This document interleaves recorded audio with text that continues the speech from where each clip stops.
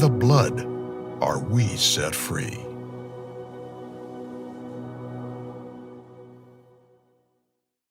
Inkundla yesihlanu uJesu ephambi kukaHerodi.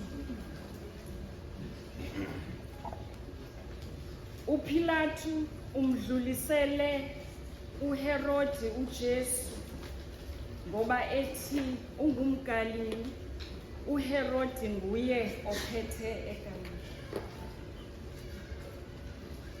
uHerodi esikhuluma ngaye nguHerodi Antipas, oyindodana kaHerodi wokuqala. uHerodi wokuqala uthe ngaphambi kokuba ashone wenza iwili wohlukanisa ubukumkani bakhe, waza wanika uHerodi Antipas ukuthi alawule iGalili nePeria. uHerodi Antipas ubehlonitshwa kakhulu kwiRoman Empire ngoba wenza imisebenzi ebonakalayo. Wakha idolobha iSepphoris, wabuye wakha nedolobha iTiberia.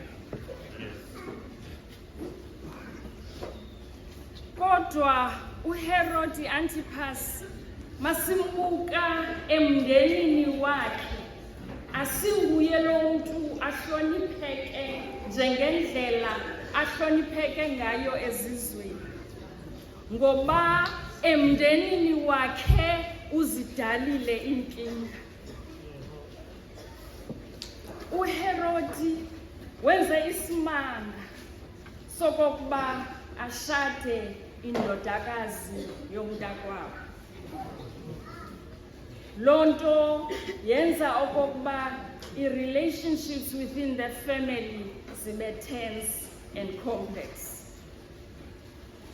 Kulo Herodi ke uJesu aziswa phambi kwakhe okokuba azokulawula elicala.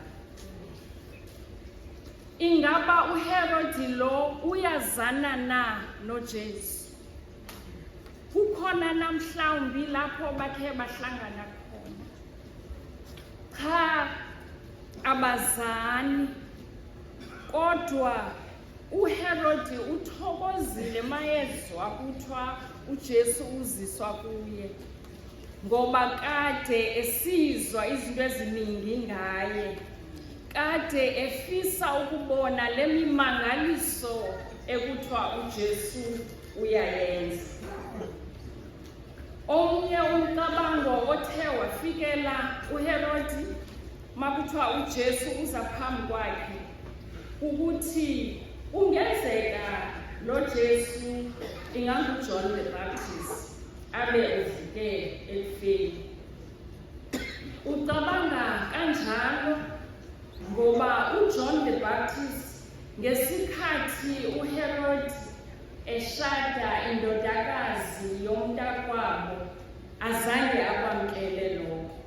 Yiyo lonto uHerodi ebandakanyeka ekubulaweni kukaJohn the Baptist. Sikule nkundla ke yesihlanu kwelicala likaJesu.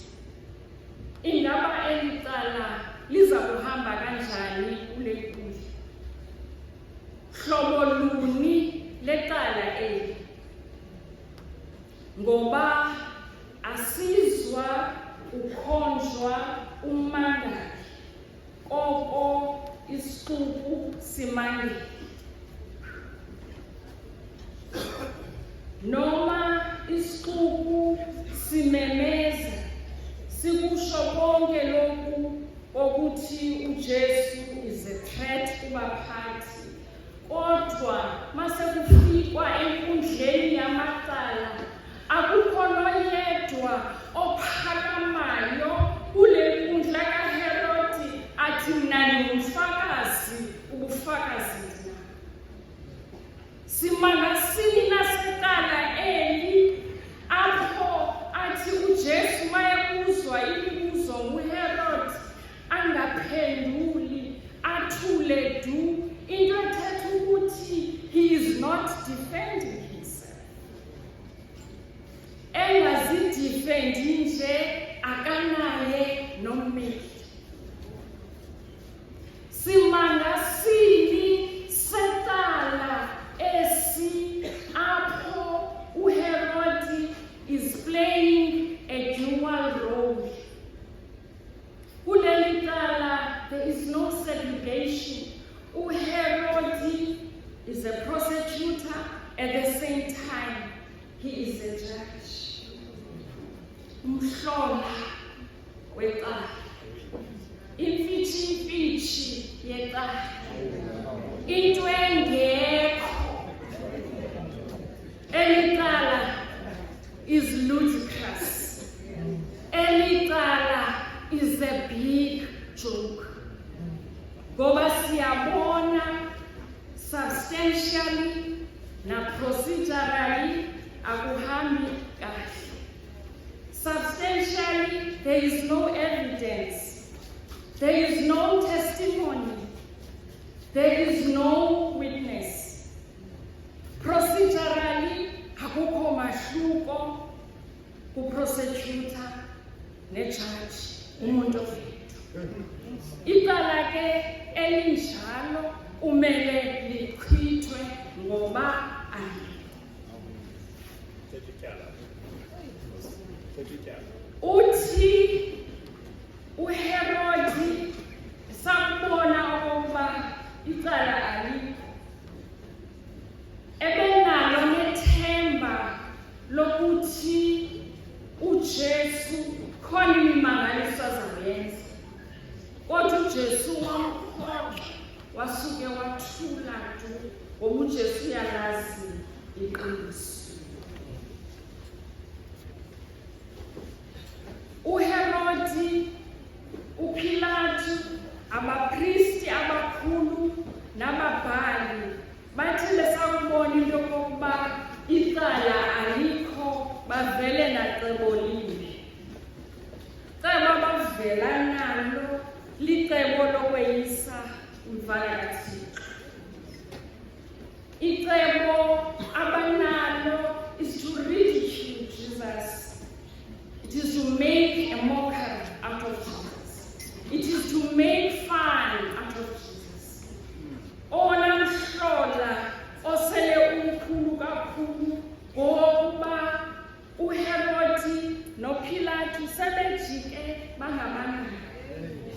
They have formed a friendship that is based on the common hatred that they have for Jesus. Bathi makabuyele uJesu uPilato. Mabembuyisela uPilato because they are mocking him.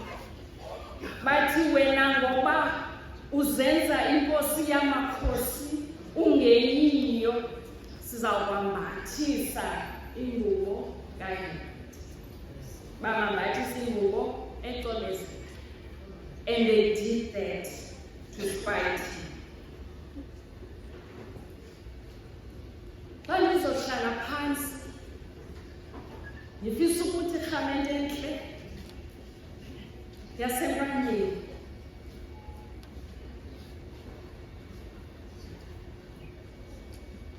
engikufundile kuleli cala, engikufundile ngendlela izinto ezenzeke ngayo, ukubaluleka kwehumility.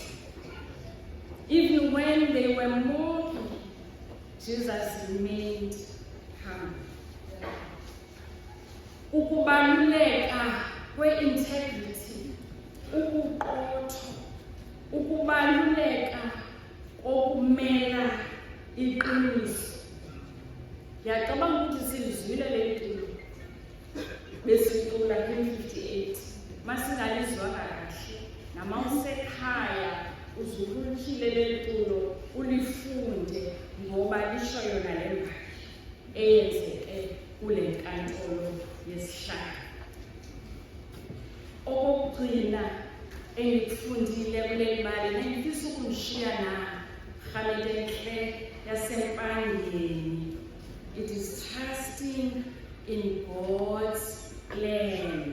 noma sekunjani. Amen.